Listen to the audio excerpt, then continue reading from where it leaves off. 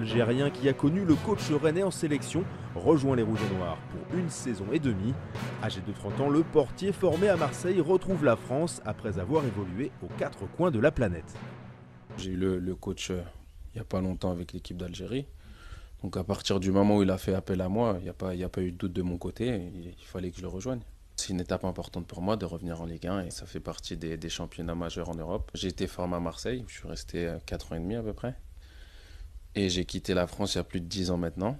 Donc revenir 10 ans après, voilà, je suis très heureux et je vais être plus proche de ma famille, donc c'est aussi une très bonne chose. J'ai beaucoup voyagé, hein, j'ai fait pas mal de clubs.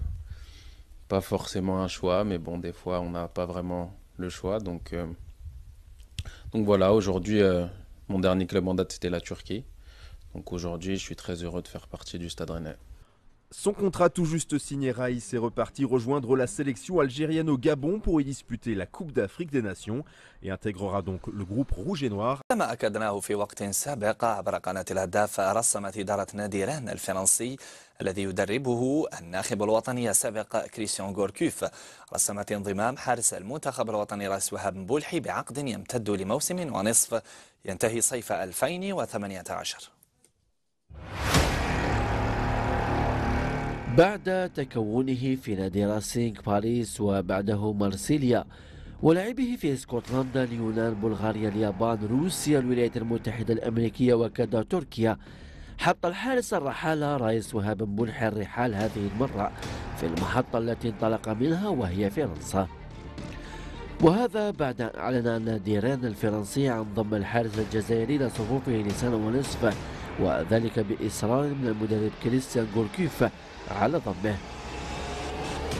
وتم الإعلان عن إتمام الصفقة عبر الموقع الرسمي للنادي الفرنسي الذي نشر مقالا مطولا تطرق فيه لمسيرة مبولحي وأثنى عليه كثيرا، مركزا على أبرز المحطات التي لفتت الأنظار كمونديال البرازيل.